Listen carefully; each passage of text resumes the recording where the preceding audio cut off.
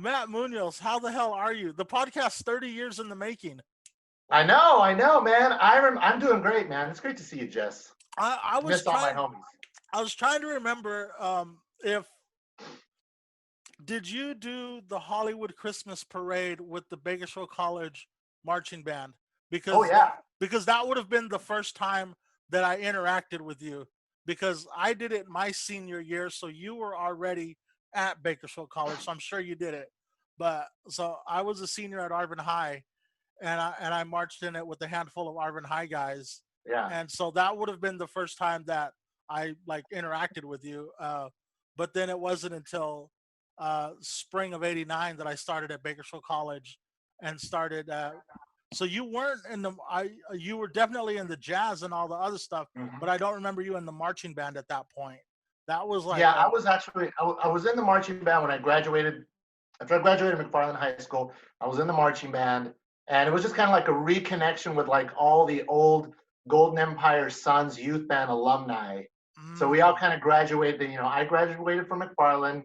All the students from Bakersfield graduated from their high schools, and then they all joined the band. So I was in the band for a while, and yeah, and it just kind of rolled on from there. But to go back, to kind of touch back on the Christmas parade, I remember because the Bakersfield College band was so small that we basically made it a super band because it was Bakersfield College, and it was Arvin High School. It was like a bunch of different groups. So we went from being like a 50-piece band to like a 250-piece marching band. yeah, it was awesome, and it was like 7 miles. I just remember that it went Yeah, on and on and yeah. Do you on. remember? Do you remember who the Grand Marshal was? Was it Bob Eubanks or was it You no? sound pixelated. You sound Oh, there, you're coming back. Okay, no. Who was it? I can't remember. I do remember. I do remember though. But I do remember that we were behind. We were behind the guy who played Bull on Night Court. I remember Was that. it Martin Yeah. Mull? Not Martin Mull. Uh, It was that guy, Robert Mall. Robert Mall. Robert Mull. It was one of the Mulls. Yeah, Robert Mall. Yeah, some more useless trivia that we have endless hours of. Yeah. And the Big Soul, I mean, the Hollywood Christmas Parade was such a kind of a letdown because, when you're used to watching it on TV, it looks all glamorous and all that stuff and boom, boom, boom. But when you get there, it's kind of dark and drab. And then the Hollywood Christmas Parade, it's only like one half a block. It's right in front of the announcers and Yeah. the judges that you get that full like, ooh, I'm on the Hollywood Christmas Parade because you got the lights Uh and huh. they interview the celebrities. But other than that, it's just the bums. Yeah, I see the puppy over there. Oh I see yeah, a dog. PP. Yeah, she's Yeah. right there. I Yeah. got a plant. No, your setup is great. It looks very cozy. Are you outside? No, we have this kind of like a sunroom of this Oh, house because this is an old house, and we have a little sunroom which it doubles as Zoom meetings for my wife and I and a yoga room. oh, nice, nice, nice. Yeah. So Homeowner stuff. I know, I love it. Yeah, I haven't paid my gardener yet this month. I I, Ooh, you I gotta pay him, realized man. I realized that just a little while ago as I was making my car payment. Man, I'm just so far behind on stuff this week. I got to my mom's house uh, the Thanksgiving Eve, hmm and their internet wasn't working. So we've been using like MiFi's, and we finally got the internet back up today. It's still kind of shaky. I'm hoping it doesn't mess up on me, but I've been so far behind on everything. I didn't post a podcast last week. The first Yeah, time since July, I haven't posted a podcast. Man, but it's just great to see you. It's great to be yeah. back in Bakersfield. And but how much of you did get to do a night before Thanksgiving bash, right? Yeah, yeah. Very tiny. We did. It was just definitely the scale down. We didn't want to do a lot of promotion for it. We reluctantly because when the orders from the governor were coming down as far as like regulations and shutdowns and everything like that, I had to have a meeting with a business owner of Elements Venue, Manuel Gutierrez, he's a big stickler about safety and following the guidelines. So he consulted with checked in with the health department the ABC and all that stuff and made sure he's, now if I do this, I do this. If I do this and this and this and this, will I be okay? And they're like, yes. Okay, but then Donnie Youngblood, the Kern County Sheriff Donnie Youngblood, Our bro. kind of like put business owners at ease a little bit. Like, listen, if you're gonna do something, we're not gonna hassle you about this because we don't have the manpower to keep checking on everybody. But we just ask that everybody use their own discretion to please be safe. So that's kind of what we did. What would normally be about a 250 person gathering was shrunk down to about a 60 person gathering. And Nice. we stayed within the law, within the guidelines, and we wrapped. Normally we would wrap at like 2:30 in the morning or something like that, and people are puking outside because they're ready to go face their family hungover the next day. This was over at 10:30. That Wow. was as late as it went. We were already at 10 o'clock. Okay, here we got the curfew. People are starting to, no, just keep playing, F the curfew, F the curfew. We're like, no, we're not going to do that. So we looked over at Manuel, and he's like, gave me the thumbs up. Okay, all right, good night. We'll do one more song. I did Volver, Volver, Volver, Volver, Volver by Vicente Fernandez, and we bid everybody adieu, and that was it. That's crazy. I don't even know where to start with this podcast because like our friendship goes back so far, but I really want to focus on Mento Buru and your band getting ready to go into its 31st year of existence. And I just remember. No, we're going to our 29th. Oh, you're 29th. 29th year. Okay, yeah. Yeah. We got it all down. Accuracy, we did all the research and made sure that we had those dates because there for a while I was saying I must have said like 28 like 5 years in a row. And then Cesario was the one who's like, hold on a second, Matt, let's do the math. You and Joe got together with Triple R Sounds, which is the kind of the pre-Mento band that we jammed with, and then it evolved. And by the time we got into early spring of '92, that's when Cesario, Jason, and everybody joined the band, and then we became Mento Buru. So okay, we're heading into 29. So here's what I remember of it. Here's my memory of it. Being in jazz band rehearsal at Bakersfield College, and then you and Joe telling me, come on, we're gonna go to Matt's apartment on Q Street. Yeah, was it on Q? I think we're gonna go to Matt's apartment and we're gonna play some more. Yeah, 3701 Q Street, the old. And I remember going with you guys probably three rehearsals in a row, like leaving Bakersfield College jazz band rehearsal and then going with you guys, and then like realizing, oh wait, these guys are serious about doing a band. I'm gonna stop going because I'm not that serious about. I was partying and doing all the debauchery that I did throughout the 90s, and I was like, all right, I got to bid you guys adieu. I'm not that serious about this band. And then you guys telling me later on in that summer, I think, was the El Toro Street house party with Lily Cigar, right? I think Lily Cigar was the opening act, and then there was a couple of bands, right? You know what? I can't even remember. It was on El Toro, and it was at Roz Larry Roberts' house. And yeah, I remember the flyer that they made was like an 11 by 17 flyer, handwritten from corner to corner, and it was like calling all ragamuffins. I actually found it. It's actually in the garage. If I would have had it, I would have. I'll have to send you a picture of it because I still have the original one page. It was 11 by 17, and that's what he would pass around to all the people that he trusted come over to his house. So I'll have to go back and look because yeah, that is definitely a haze. Yeah, and I just remember that party, it was super hot. Everyone was there, and it was really the beginning of an era, right? Yeah, and it was a Sunday.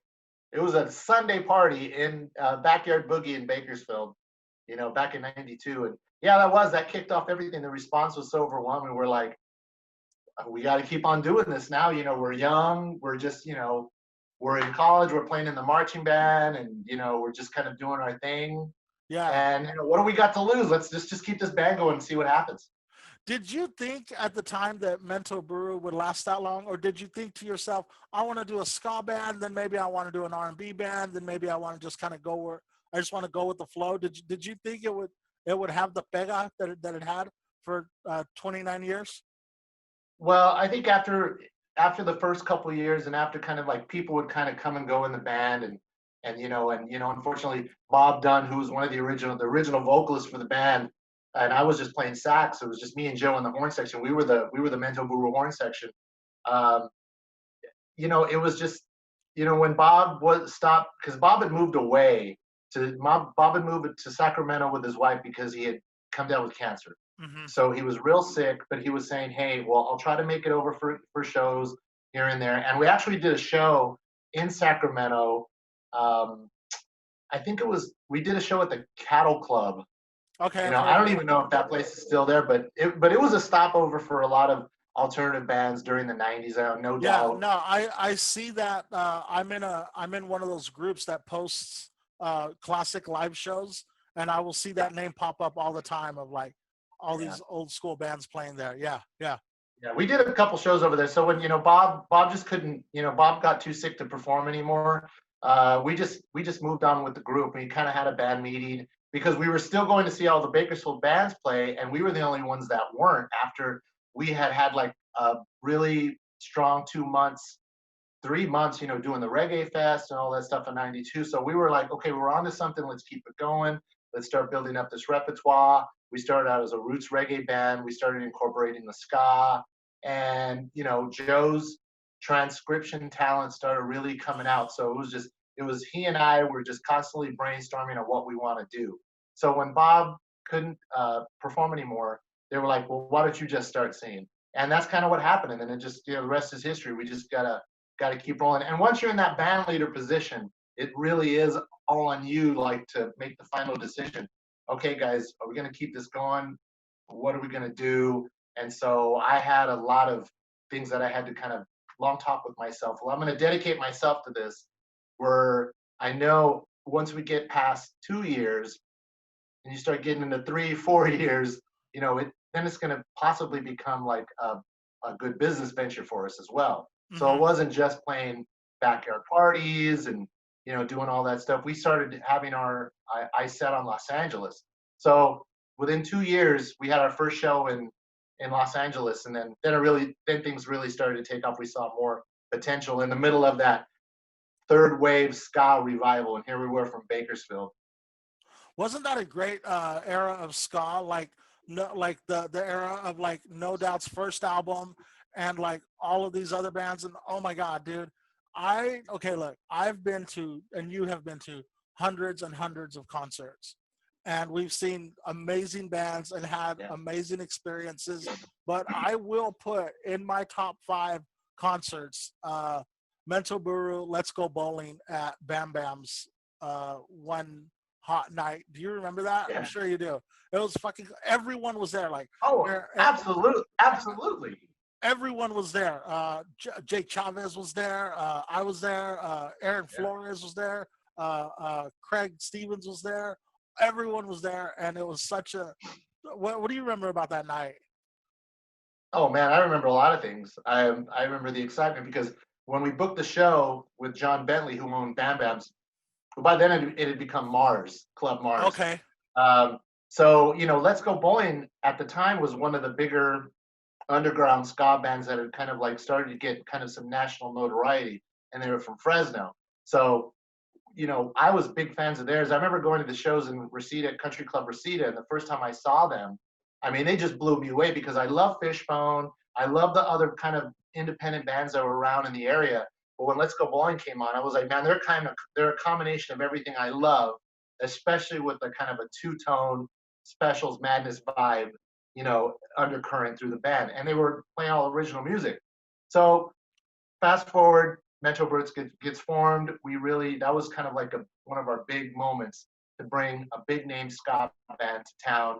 It was Let's Go Bowling. We did it over there, and it was just a big deal for us because we were fans of the band, and here we were. Then we became peers. Yeah, We became and peers, and that was and that was before we were on Moonska. So it was just like we were there, and we had them in the house, and it was crazy.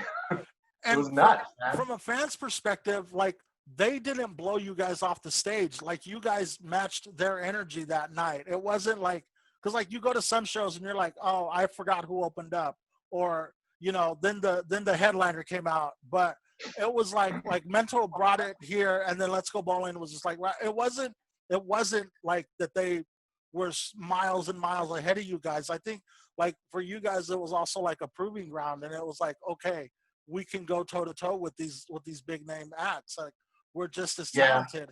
And Yeah, we're definitely being from Bakersfield. We've always been kind of like the underdog of the scene, of the kind of the national scene, even the California scene, because we're kind of in this isolated area. As is Let's Go Bowling over there, up north in Fresno. So we think about the miles that we had to drive to LA to go to shows. Imagine being in Fresno, and you're either going to go all the way to Sacramento or San Francisco, the Bay, or you're going to drive all the way to Los Angeles, for 45 minutes. But we were inspired and influenced by such a fertile California ska scene that by the time when we formed Mento, we're like, we're going to bring that to Bakersfield because we know the kids are going to dig it. And and once you got the fan base of the kids, the underage, all age crowd, I mean, sky's the limit. All you got to do is just continue to play, record, and have good shows, because it was the golden era of the Bakersfield music scene, the '90s, definitely. yeah, it was a really good time. Then it seems like your guys' next big thing was like when you like the success that you guys were having at Slow Brewery, and Mhm. those live recordings that are still Yeah, floating around on DAT from the Slow Brewery days. How about that? yeah, yeah. Oh, Slow Brew was amazing. I mean, that was the first one of the first shows that we did out there. That was one of the early trips to Mento Brew in the 90, 93, tail end of 93 and 94. And like we actually got paid. So for an independent band like us, we played the farmers market, and we're about to go on, and like, dude, look outside. There's like a line going down the street. And that was another big score for us, big milestone for us to play in San Luis Obispo, where everybody was stopping over. Fishbone, Trulio Disgracious, No Effects, No Doubt, Skank and Pickle. Everybody was playing, so we got to join that jump on that, and it was amazing. And so we would go over there at least once a month for Yeah, like the next 3 years. yeah. Yeah, those are some great times for you guys, man. And I remember like just like kind of still being in my whirlwind lost of the '90s haze that I was in, and just like really like living vicariously through you guys. Like, man, look at these guys, they're fucking doing it. And that's back when I was still going to like every local show you guys are doing. Like, I had to go, and just like the energy. Um, I'll never forget. Like, we're gonna fast forward because the '90s was just you guys endlessly touring, endlessly playing. Yeah, The band is constantly evolving. I kind of fell out of the scene. I jumped back into the scene like in 2003, 2004, when I started my music blog. We kind of yeah, reconnected. Um, I was your favorite blogger, is what I used to like to say about myself. And we put together we put together a tsunami benefit concert at the Dome, hmm, and we had so many bands. We packed out the Dome, and I remember I was up on stage to introduce you guys, and I had seen you guys play hundreds of times by this point. I had felt your guys' energy from the crowd 100 times at this point. I myself had not been on a stage performing at this point in like 5 or 6 years. And I introduced you guys, and Matt, when you guys started playing, I really felt like your guys' energy was about to blow me off the stage if I didn't get off the stage quick enough. That was just like, your guys' sound is so powerful. I always think of that line in the Blues Brothers where the guy says, "We had a sound powerful enough to turn goat piss into gasoline." yeah. Yeah. Oh Like, man. Yeah, of course, man. Because we were young. We were at that age where the band was such a well-oiled machine that mm, pretty much all we had to do was just keep on playing. We had all the kind of we Mento Brew has been blessed to have some of the oh yeah, best musicians in the area. At that time when you're talking about, we had Jared Pope on drums. We had Dennis Ham on keys. We had me and Joe. We had Scott. Yeah, and we were just nonstop. Caleb Moore was new in the band, and we were kind of going past through that moon ska into just continue to play. And the as the scene was evolving, we had to evolve with the scene. So by that time, we had incorporated many more different styles. So we were no longer just a ska band, but we Yeah, were a Latin ska band. We were a Latin group. We could play salsa, we could play everything, but we could still go back to that third wave ska punk style because yeah. that was in the blood. That was part of the identity of the band. So That's we in the never wanted to abandon that. Yeah, that's definitely the DNA of the band, right? That ska punk. That like Yeah, I never in the early days of Mental Buru, I never got tired of you guys opening with Christine Keeler. yeah, Oh my gosh. And yeah, I every once in a while I will search for different versions of Christine Keeler, and they don't match the energy. They do not. Like that was really like the DNA of Mental Buru. yeah, Then it seems like you guys really became like at that point it's like how you said the underage crowd had grown up with you guys by that point, so the yeah. underage crowd was now able to attend better shows and to buy merch from you guys and to really support you guys. Mhm. And I really felt like you guys arrived the first time that you guys got to perform at the Crystal Palace, and Yeah. that was I want to say that that was a Mardi Gras kickoff celebration. Was that the first time you guys? Do you remember the first time you guys did Crystal Palace? Was it a Mardi Gras celebration? Or Fat No, Tuesday? that came later. The first time we played, we actually performed right after Buck Owens because Buck Owens was doing his Friday Saturdays. So he would play Oh, okay.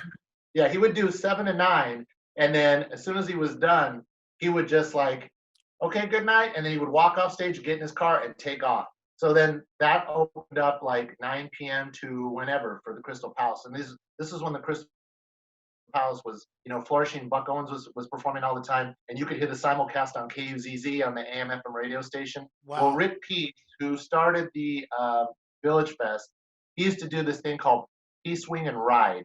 So it was like this motorcycle benefit thing, and like the kickoff party was that. So it was a kickoff party, but it was for this fundraiser.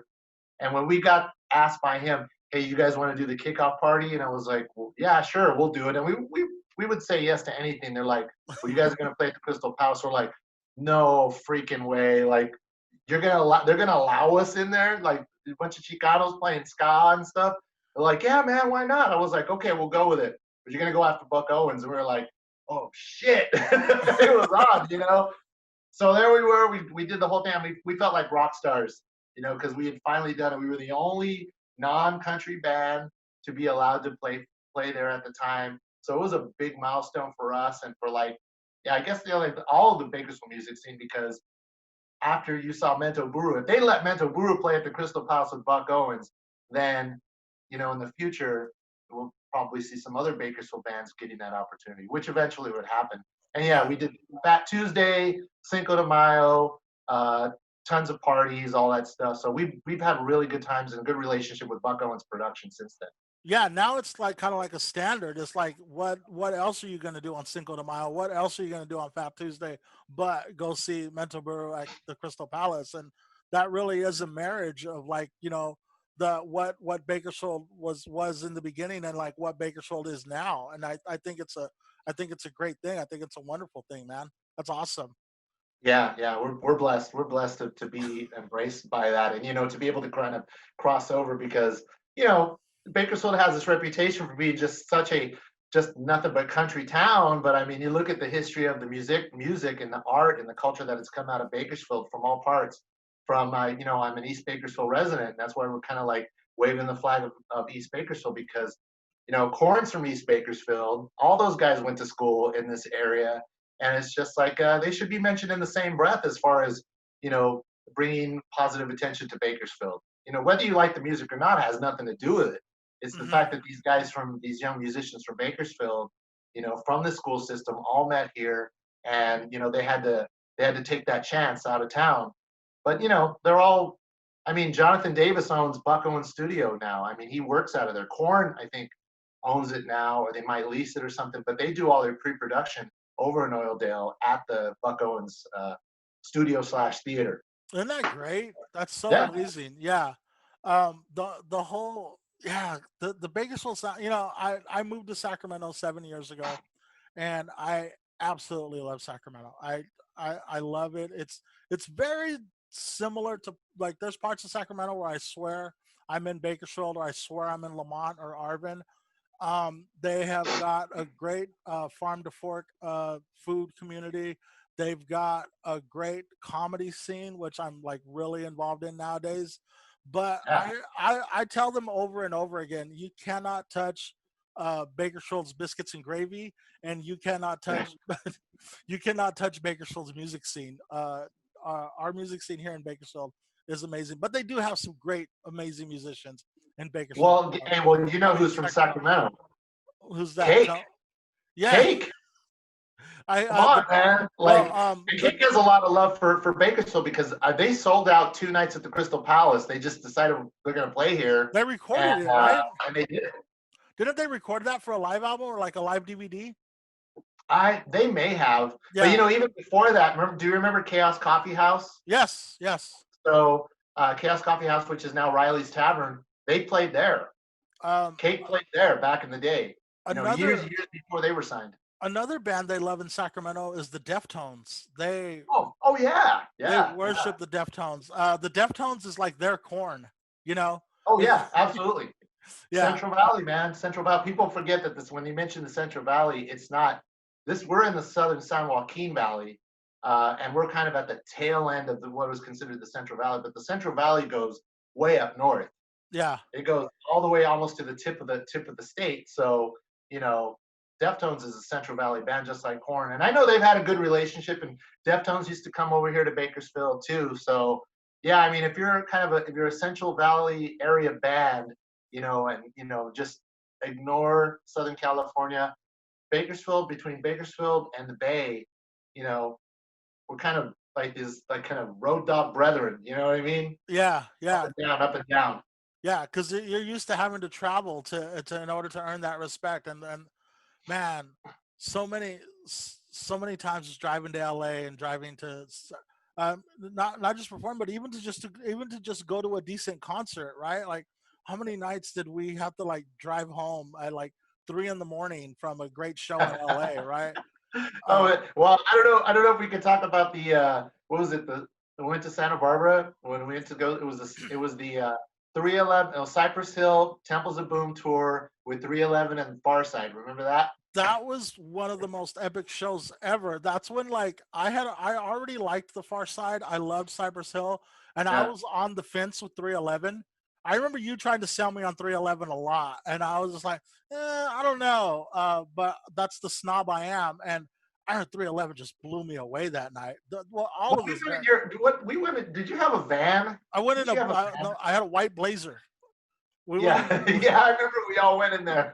we went in the white blazer. It was me, you, Joe, and a fourth guy who just, like, we went to go pick him up, but he had gotten arrested or something. I don't know. Oh my Like, God, yeah, yeah, because it was, yeah, oh yeah, I remember that because I remember the car that we were gonna go in, or he was gonna go with us, but his car got impounded oh, for that's what it having was. bad plates right before we were jumping in the car, and he's like, "Sorry guys, they can't go." And we're like, "Well, just give us your ticket, we'll figure something out." We're like, we could use that for gas money, and I'm pretty sure we sold it for like $30. And Yeah. but That was a cool show because that was when like Cypress Hill was beefing with Ice Cube. Remember? yeah, yeah, The Temples of Boom, and he was like, everybody say fuck Ice Cube, because it was like the thing with the Friday the Friday. movie and Hmm. throw your set in the air. Yep. Oh man, That was, yeah. but what one thing that I learned from you on that show is that we got there super early, and you were like, "Let's see if we can get backstage." And I was like, "We don't have passes." You're like, "We don't need passes. We just got to find an unlocked door." And we just like wandered all around we could, and after that, I started doing that at every show I would go to. I would get there super early, and I would look for tour buses. And because of that, one time at a Beastie Boys Cal State Dominguez Hills show, I got there super early. I looked for unlocked doors. I looked for unshut gates. I looked for tour buses. and I made my way backstage, and this chain link fence had been set up. Yeah. You could tell it was temporary, and it had been like they had like a tarp over it so you couldn't see. I went up to the chain link fence. I pulled the tarp open like that, and for 10 minutes I watched the Beastie Boys play basketball with their road crew. Yeah. And and then a security guard finally saw me and started to walk over towards me, and I just walked away and he left me alone. But it was Yeah. like one Yeah. of the coolest experiences I ever had. Yeah. Yeah. That, You know what? When you see an opportunity, you just got to take it because unless you got some mental issues, they'll be able to spot it. But like but security now when you go to concerts is a lot tighter because of a lot of stuff that's happened. Since post 9/11 and all that stuff. But mhm. back in those days, yeah, it Yeah, was just like you could just show up. And you if you would have hung out, if they would have saw you, you could probably just could have gone up and started playing basketball with them, and they wouldn't care. no, exactly, because they're just doing their thing, Yeah, and so many great stories. We could talk about that for hours, but we don't I know that's a have whole that. other show. Yeah, it's a whole other. That's like a whole series. It's like a whole podcast series. I know. Um, I want to move on and talk about the Christmas album, but Yeah. I want to like get to the Christmas album kind of by starting, but like, what was it like in March? Because Mento Buru we're now in 2020. Mento Buru had been together their 29, 28 years, whatever the controversy Yeah. is. You were used to playing every weekend. Like you guys were probably gigging like Thursday all the way through Sunday. Yeah. What was it like to suddenly just have that taken away from you? But not only just to have that taken away from you, because I know like a lot of us, and I know like me, like my at that point I had been doing comedy about 18 months in Sacramento. I was starting to get shows like every weekend. I was about to do my first set in San Francisco. I was about to get to do a show at the San Francisco Punchline, Nice. and I was just like on cloud nine. Yeah. So it was very easy to be like, darn it, look what they took from me. But at the same time, be sobered up by looking around the world and seeing like, oh shit, look what's happening in the world, right?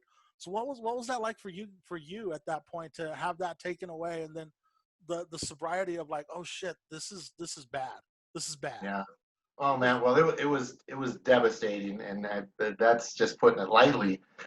But our last show, big show, was that Fat Tuesday show for Mardi Gras, Mm, February 27th, I believe. And then after that, we were looking at the schedule. You start hearing the orders, and they start asking people to start wearing masks. So it all started with like, well, we recommend wearing the mask if you're going to go out, and we're like, okay, all right. And then bam, things started to heat up. So by the time you got to St. Patrick's Day, right before St. Patrick's Day, yeah, March 17th, that was it. It was over. Like we're shutting this down. There's no way. And then that's when you started seeing all the cases climb.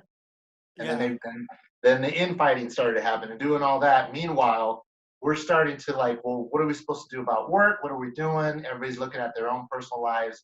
And then we started to look at the band because yeah, the band was busy, but I have 7 band members, including myself, that we all have our own lives to think about and what are we going to do. So most of the guys had 9 to 5 jobs, indoor, outdoor jobs. Some of the guys were full-time musicians. So if they weren't performing full time, at any given night, for whatever the wages are, and they relied on that, they were giving lessons like at Nick Rail Music or one of the college campuses. All of a sudden, that started getting taken away. Then they're like, well, we saved a little bit, and nobody was really stressing about it too much. They were looking at the calendars, but as we start getting into the middle of April, our next big show is, St. Patrick's Day was already taken off. We started getting closer to May. We're scheduled to do our big Cinco de Mayo show at the Crystal Palace. I'm in contact with Jerry Hufford over there, who's the manager of the place, and he and his wife run it. He's like, um, "I'll keep you posted," and that was it. And it's always been, "I'll keep you posted." So we're keeping track of the news, and then finally was like, "No, we can't do it." But I tell you what, he goes, and he assured me, and I trust Jerry on this. Was I would say, "We're gonna do this show. We'll just do it another time, and it'll be like just a regular show. It doesn't even, it'll be like the Cinco de Makeup show. So we started Oh, joking about that because we thought, hey, maybe by June this will be all done, because we yeah. had Mento Buru, Velorio, Mariachi San Marcos de Bakersfield, and then Ballet Folclórico Escuelas Unidos. So we have this full on show of folklore music, mariachi to cumbias and the Latin ska and everything like that. So we thought, well, we'll eventually get to it. Then Crystal Palace shuts down. Then venues start shutting down. Sandrini's, boom, boom, boom, boom, boom. I'm checking in with the guys. How are you guys doing? Some people like Paul Perez who are like OG musicians. They only got as far as using email and text messaging. Now all of a sudden everybody had to start thinking about how we're going to do lessons because the store started closing down. So like we're Uh-huh. going to do these lessons where everybody's going to have to learn how to do this virtually. And you just saw like it's everybody's stressing out, man. The older musicians are, what the hell are we gonna do, man? I don't know how to do none of this Zoom shit. I don't know, F this, F that, F the governor. Let's do a recall. Let's do a recall. So while they're all worried about that stuff, people are like scrambling, trying to figure out what they're gonna do. And like you said, it wasn't just about you. You start thinking about everybody that's being affected. So all the businesses, but as far as the musicians, everybody had to rethink what they were gonna do. So myself, I'm a freelance writer, so I already had a backup plan and I had some money saved in my 401k and checking in with the guys. Dennis was already giving lessons online. Cesario started doing drum lessons online and Paul started doing drum lessons online. Caleb, our bass player, was a delivery driver for a local laundry service. So he was kept on working. Clients started coming down. Sal Galindo, our guitar player, is a construction worker with his pop. He was out there and they were just going. Construction and all that stuff, trade businesses, none of them were affected. I mean, unless you were like in the oil fields and stuff like that. Hmm. But most of the local trades, like, electrical work, construction, all that stuff, just kept on business as usual. Guys like that are related to the band Dale, Big D Ridenauer, who's on our second CD, Dale. He's like, I've never stopped working. He works in electrical, Yeah. and he's just like, I just go to work every day. Um, but yeah, Mento had to pull the brakes. The Mento Buru brakes for the first time in 28 years. There was no Friday, Saturday, Sunday afternoon day fades. There was no weddings. There was no quinceañeras. There was no private parties. There was no community shows. There was no marketplace concerts. There was none of that. It was all gone. Shows that we had booked on the coast, up north, down south, all gone. You know, lots of sad couples that had Oh, to postpone, the whole cancel wedding their weddings. industry. Yeah. Yeah, that was gone, man. And everybody associated Eric Madera from Central Sound and Lighting. His father owned the Dome, and he sold the Dome, and they tore it down. They built the now it's the location of another ICE detention center. The Dome has been wiped off the map. But Eric Madera, his sound business got affected too. Uh-huh. So he was one of the first people to jump into the whole live streaming. Let's try this live streaming thing, you know. And everybody just had to kind of figure out where we're gonna go. And then next thing you know, we're in July, we're in August, we're in September. Village Fest gets canceled, and that was the big one. That was the big one. It was like if Village Fest and the Kern County Fair get canceled, we're really screwed. The community's screwed. The income, everybody that benefits from those huge events, it's done. Yeah. And here we are, end of the year. End of the year. End of the year. Yeah, But do you right now kind of see a light at the end of the tunnel? Because I am very, very optimistic right now. yeah. Um, I I I kind of see that. I almost feel that we're gonna have a halfway normal spring and summer. Summer more so. How are you feeling about that? Oh, that's all we can do is be optimistic. That's all we got left. Is to be safe. Um, everybody just think positive and look out for one another, and follow the rules, follow the laws. And if you don't, just get your politics out of it and just realize that we have to work together on this, or this is never going to end. The thing that we did on night before Thanksgiving, we went into it just kind of like feeling like maybe we shouldn't do this, But Manuel and us, we had to start thinking about people who are going to be affected, employees, and then my guys as well. So the guys are looking to me for leadership to make this decision, but we really had to think about it and make the decision democratically. Like, you guys want to do it? If everybody's not into it, we're not going to do it. So we went into it together, knowing good and well there might be some consequences, but we kept our distance. We had the mask and we did all this stuff. Me as a vocalist, I can't wear a mask because I Yeah. have to sing. So, you know, that's what it is. And horn players, we're blowing our horns, we're blowing, whatever into the particulates into the air. Uh-huh. But I check in with everybody regularly, and I leave it up to the guys. We're adults. We're responsible for ourselves, but we don't want to endanger other people because many of us have kids, families. We got to go back and be around them as well. Yeah. Um, at what point did this East Side Christmas album project start to take place, and how did that all snowball? I would see your post that you were in the studio. I never expected a Christmas album, and then when I realized it's are they recording a Christmas song? Is it like what? How did this all happen? And at what Mhm. point in the year did this project come together? Well, as we were not active at all, and we were getting anxious of what we were going to do, we started doing some small projects, studio projects that have been put on hold. We kind of started revisiting those things. One of the things was the Bakersfield College fight song that bum, bum, bum, bum, bum, bum, bum. That song, okay, that we Let's played fight. it a No, million well, times. and the lyrics were, "It's fight, fight, fight in the parking lot." Yeah. Oh yeah, we used to change it. We used We to had the change it to alternate something lyrics. nasty. Yeah, yeah, we used to change it to something bad.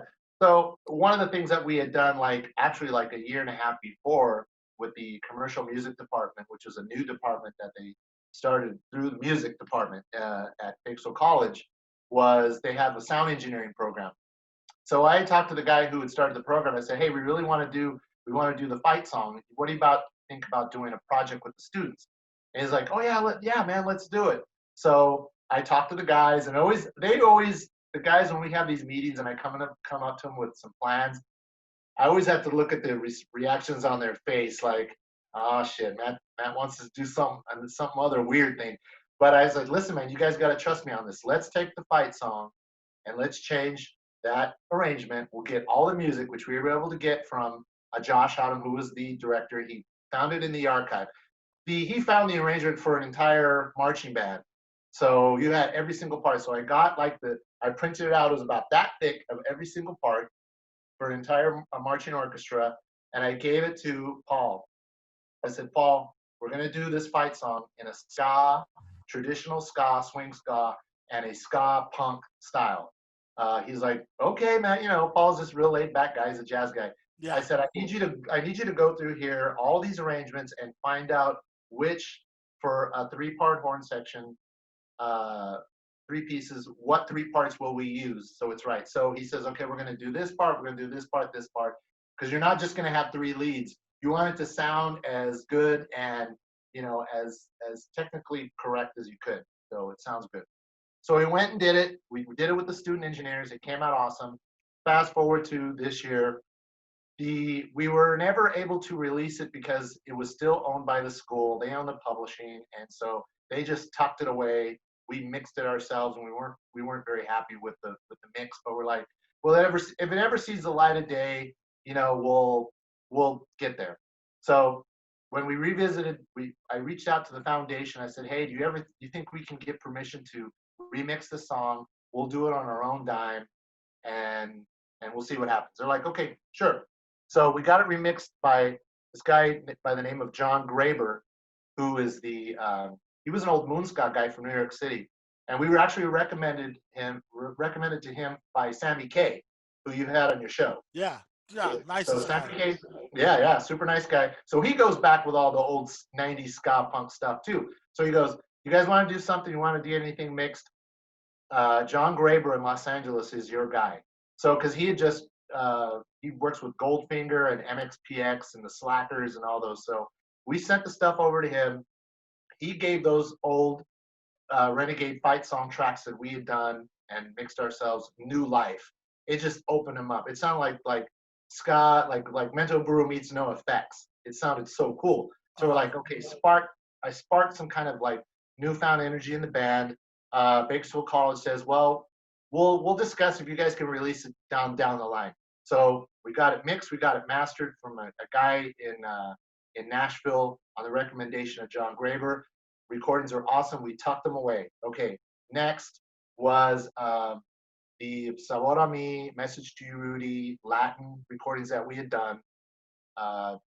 We got the original files, sound Pro Tools files from Jason Grooms, our original bass player who recorded those sessions for us, and we had them dubbed reggae dub by a guy named by the name of Brian Wallace in Los Angeles, who's a member of the Western Standard Time Ska Orchestra, and he was also in Mobtown, the band Mobtown back in the day as well. So we got those. They sound cool.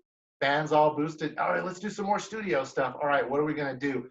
We had already had about 4 songs that were in progress for the studio for a new Mento Buru album that we had. It was going to be titled Alta Vista, and this was pre-COVID. We were gonna like Mento Buru's back. We're gonna come out with something new. People are waiting for this. Shut it down. We like, nothing's happening. So we did those remix projects because we didn't have to go into the studio. All we had to do was just send them off to somebody. Yeah. So right before we came up with the Christmas idea, I hunted down all the compilation singles that we had done since the 90s. The Cultivation 92 here in Bakersfield, the Cultivation 94, the Scothentic compilation, and this French compilation that we had done. So I got all those tracks. We had them remastered. We released it as the Scarage Days Revisited 92, 96. Okay, put that away. So we got 3 projects down on the tube. Like one, it was towards the end of summer. It was about the end of September. So we're hanging out with my wife outside. I said, we need to do something. I said, having some drinks. What do you think about a Christmas album? She's like, yeah, I think that would be a really good idea. And it was as easy as that. I sent a text message to the guys. Everybody was on board. What songs? Then I had to go and start digging it up. But then at the same time, I'm thinking, how are we going to pay for this? We have no band fund. We've already spent the money on the remix projects and the mastering stuff for the other stuff. We don't know what to do. We don't know what we're going to call it, how long it could be, how much it's going to cost. So then I kind of had to go into band leader budgeting mode. And my wife, God bless her, said, why don't you think about applying for a grant, for a nonprofit grant that'll benefit artists? And so the Hub of Bakersfield, which is a local nonprofit, under the direction of Ward 2 Councilman Andre Gonzalez. And Ward 2 is right here in East Bakersfield. They have a thing called Cash for the Arts. So every quarter they have a certain amount of money allotted for local artists to do a project. So artists got to put their proposal writing skills hat on. I wrote out a proposal that said we want to do an album called East Bakersfield Christmas. My wife helped me out with the title, and she gave us the title, and let's pick up the songs. And I put all the proposal together. We still hadn't had the studio time booked or anything like that, but I'm going to put together a dream timeline.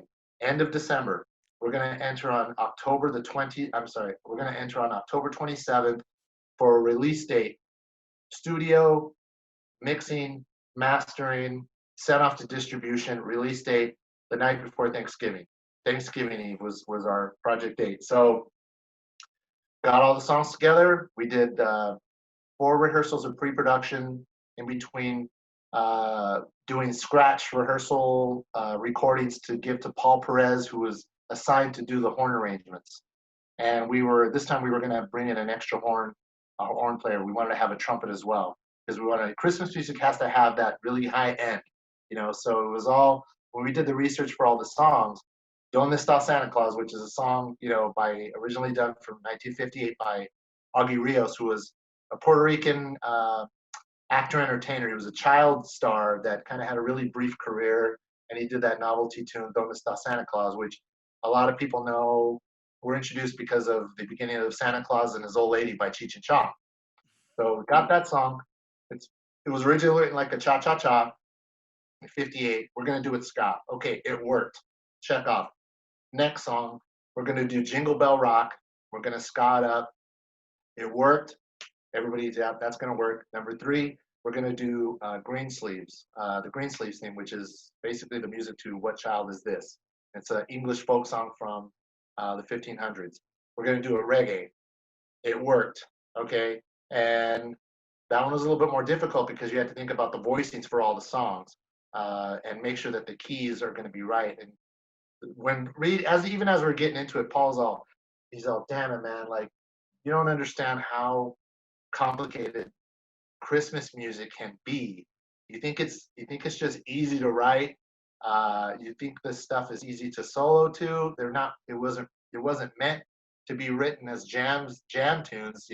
These are written as pop tunes to be going on the radio and all that stuff. So between Jay Smith, our keyboard player, and Paul, they really went to town to break these songs down. What keys were going to work? What keys I would be able to sing these songs in?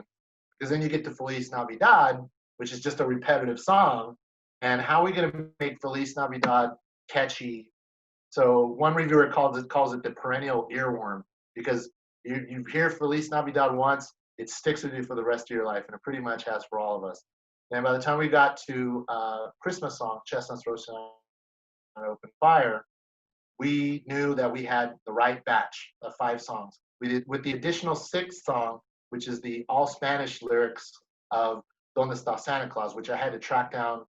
It had been redone by this Mexican comedian by the name of Chabelo in the 70s. He's this kind of like a guy. He's really short. He's not necessarily a dwarf, but he does his comedy like in a kid's voice, and he would be on like a lot of those Mexican variety shows.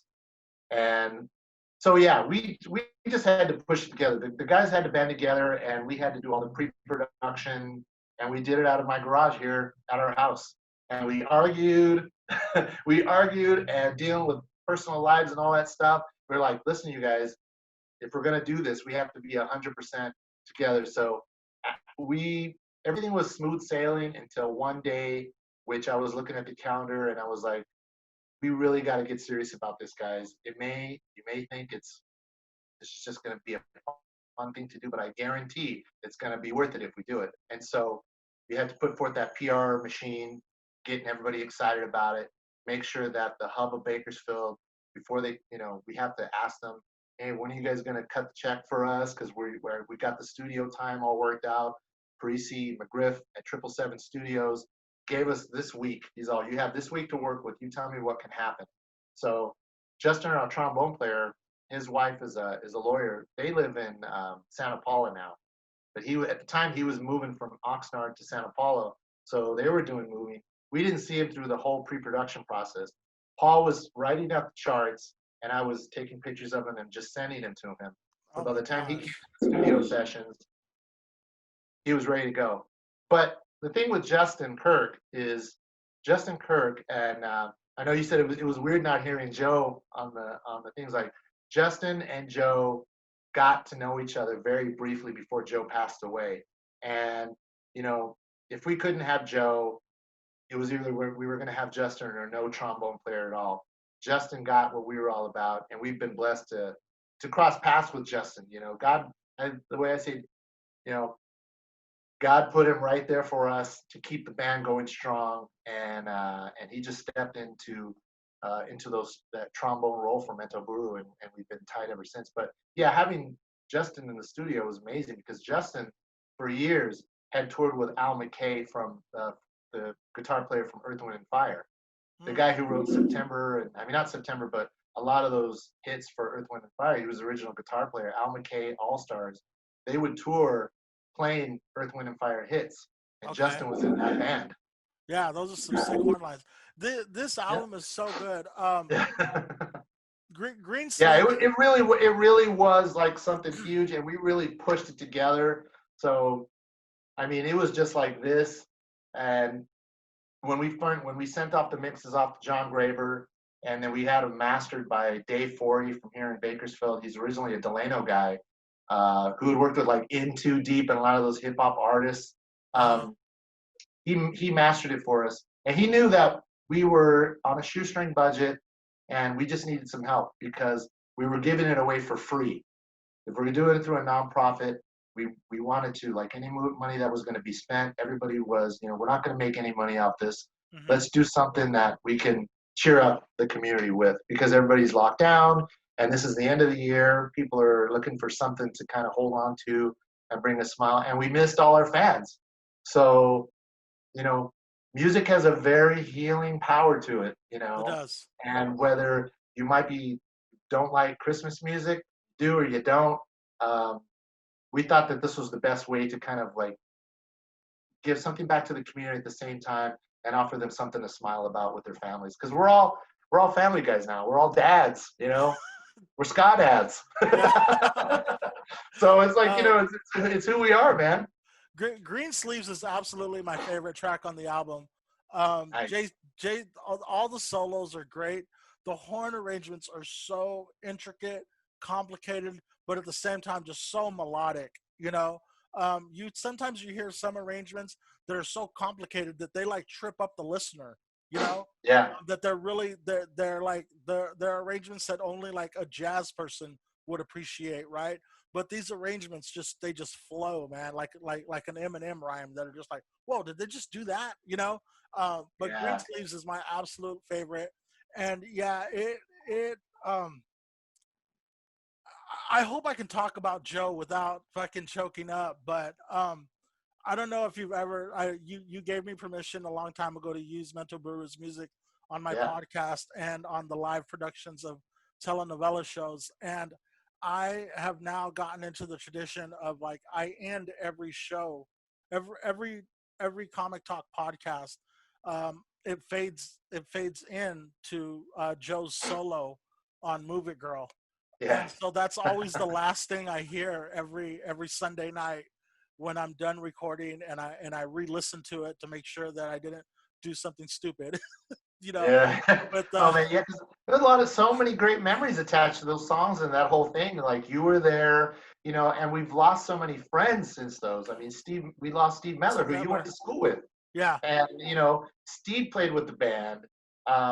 You were there when we were doing Disapprove, when we were doing those horn lines for those original horn lines for those songs before they even became songs. yeah, And so, and then we lost Scott Thompson, who you also knew.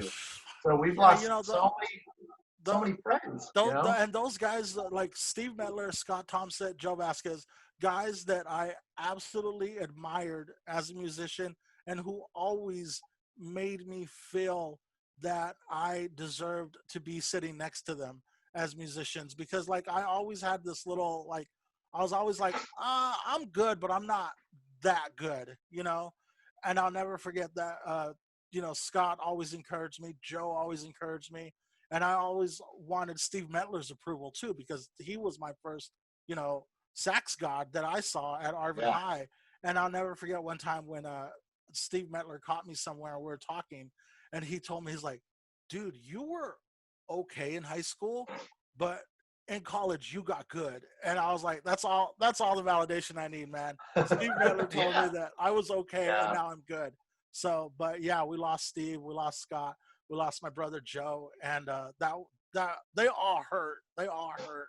yeah, But Joe, it's still like I still feel him next to me a lot. You know, yeah, we shared a lot of crazy shit, but we shared a lot of good stuff. And yeah, yeah, they were all good memories. And I really thought it was gonna hurt to hear somebody else. It's kind of like when Clarence Clemens' nephew went into the E Street Band, and yeah, I was like, I don't want to hear somebody else playing these solos, but okay, these are good. And like you said, this guy has earned that spot in that horn line. It yeah, wasn't just somebody who answered a help wanted ad, you know, yeah, and said, "Oh well, I'll do it for this." But he yeah, definitely earned it. But your whole band is like family to me. Watched them over the years. Played at my 40th birthday party, um, yeah. and it Oh still yeah, pops.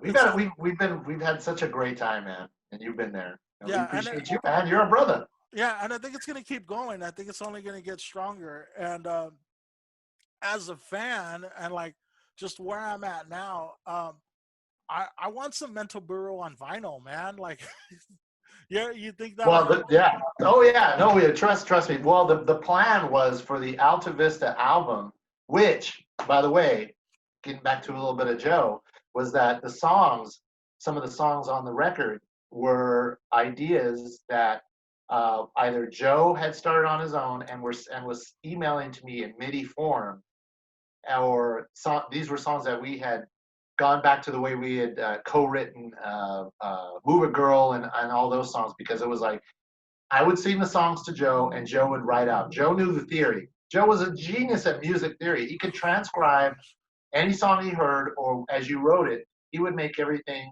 theoretically correct, musically correct. So any part. So he knew keys. He had the ear. He would tell you what to do. Boom, boom, boom.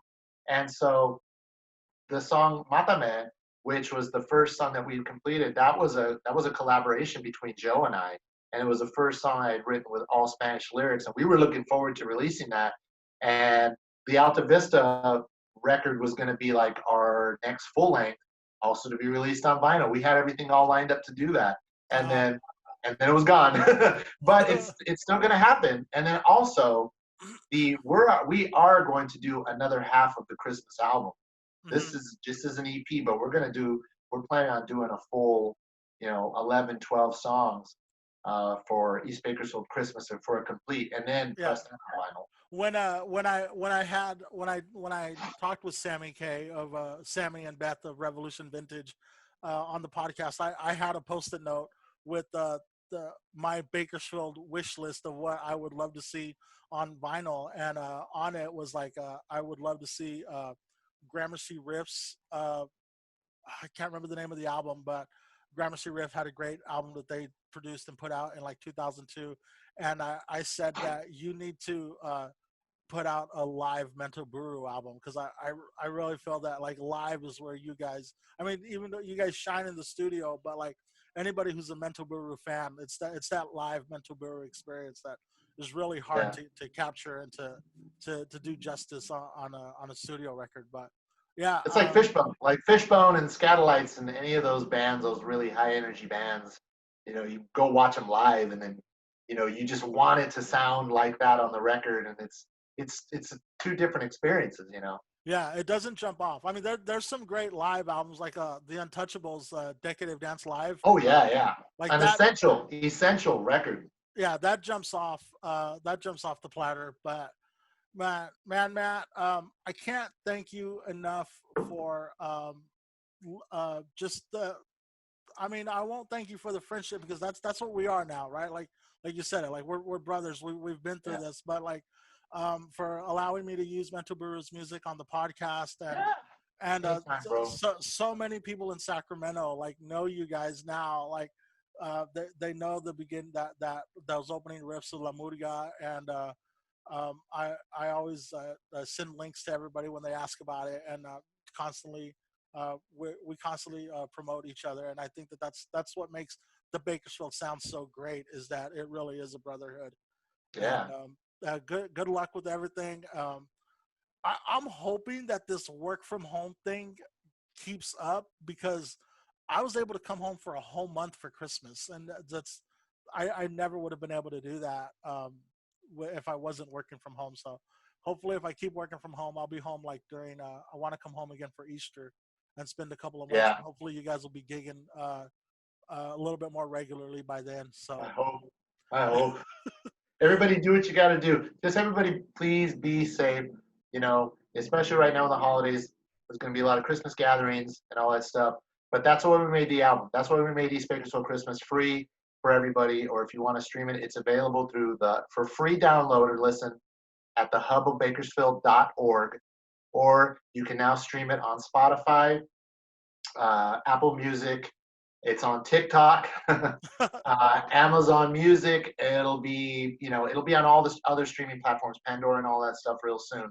But it's a gift for everybody. It's like, well, if you're going to be at home and you don't want to hear the Mariah Carey Christmas songs album for a 15th millionth time, which by the way is that to me the Mariah Christmas song, Mariah Crispy song, the Mariah Christmas song that gets kind of played to death around this time that everybody memes about.